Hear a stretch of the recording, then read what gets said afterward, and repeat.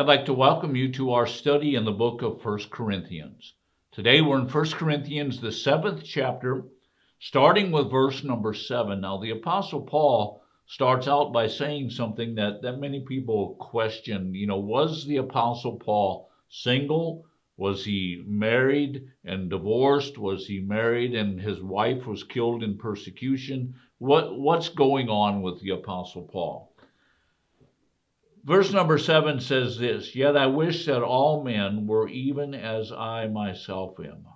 However, each man has his own gift from God, and one in this matter and another in that." Now, what is the manner that the Apostle Paul is in? He says, "I wish that all men were even as I." What was Paul? Well, we do know that Paul was single at this time. Now, we believe, or some people believe, that the Apostle Paul had lost his wife. Now, you say, well, why do you believe that? Number one, Paul was a Pharisee, and it was very customary that Pharisees were married. And so, because the Apostle Paul was a Pharisee, we believe that at some time the Apostle Paul was married. Now, what happened then to his wife?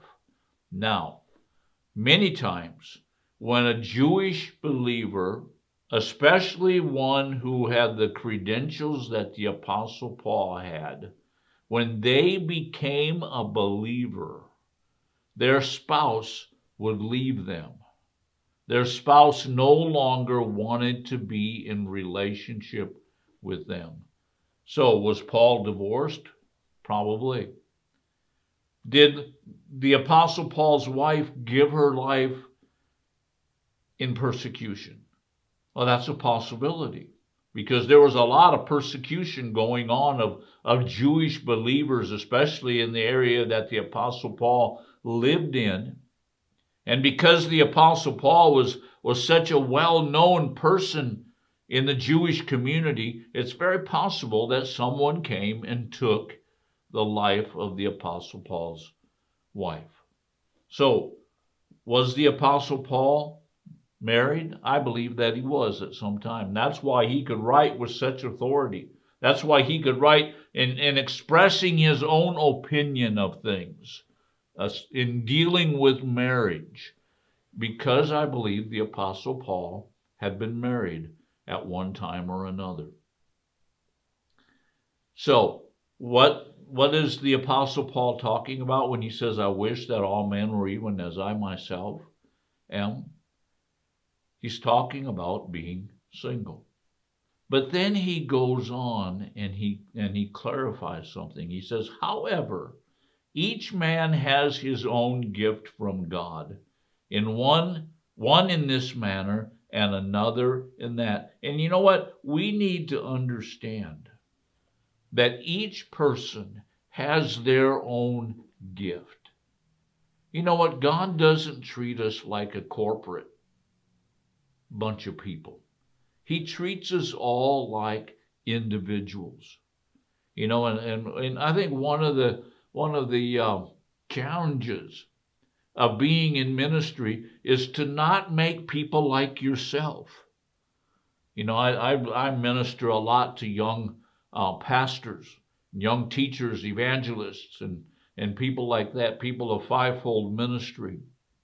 And you know what? One of my challenges is to make them like me. One of my challenges is to not say to them, "You need to start making videos and put it on YouTube." Well, the Apostle Paul is saying here, every person has their own gift. Now, he's talking about in the area of marriage. And so he says, everyone has a gift. Some are gifted to be married. Some are made by God to be married, and others are made by God to not be married. So we see that the Apostle Paul is saying each man has his own gift from God, one in this matter, the other in that. In other words, one married and the other not married. Verse number 8, the Apostle Paul says, "But I say to the unmarried and to the widows, that it is good for them to remain even as I. What's Paul doing? Paul is saying, I say. In other words, this is my opinion, and we've seen in our teaching here, especially in the 7th chapter, that Paul says, this is my opinion, this is what I say. And again, he says, I say to the unmarried. Now, the unmarried, the word unmarried actually it means to never have been married. Now, we could get real sticky in this and say that, does that mean that a person who's been divorced, is he talking to them? Well, personally, I think he's talking to those who God has gifted to remain unmarried, to have never been involved in a relationship. Now, we're going to talk about divorce, I think, later on this week. At least that's what we're planning. But he's talking now to those who have the gift to never get married. And then he says, and to the widows. Now, who's a widow? A widow is a person who has lost their spouse in death. And he says to them, he says it's good for them if they remain even as I. In other words, it's good that they remain single. Why? Because number one, he's writing to the unmarried. They are gifted to remain unmarried, excuse me. They are gifted to remain single. Now, let me just say something here. I believe the church has done a great disservice to people that God has gifted to remain single. I think that there's been such power or such amount of influence on them to get married that we have attempted and in some instances have moved people away from the gifting of God. I believe that there are people that God has called that they must remain single. That is their gifting. Now, we're going to talk about that later on. And then there's others that have lost their spouse, and that's who Paul is addressing here in verse number 8. Going on now to verse number 9.